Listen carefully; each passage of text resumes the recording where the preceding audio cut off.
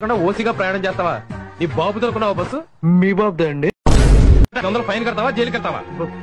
ఫైనే కడతానండి. ఇంకెప్పుడు ఇలా చేయొద్దు.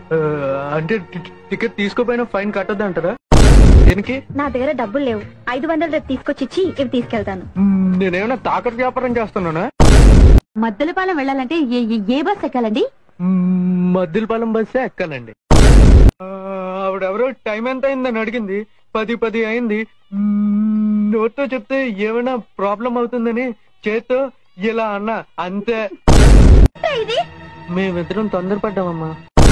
పెళ్లి చేసుకున్నామన్నారు. ఓ పెళ్లి చేసుకున్నామమ్మా. నాకు చెప్పకుండా పెళ్లి చేసుకోవడానికి నువ్వు నాకు చెప్పావా? చిన్నప్పుడే మీ బాబు తస్తే ఎవరి మంది ఎట్టు నువ్వే చంపేసావా?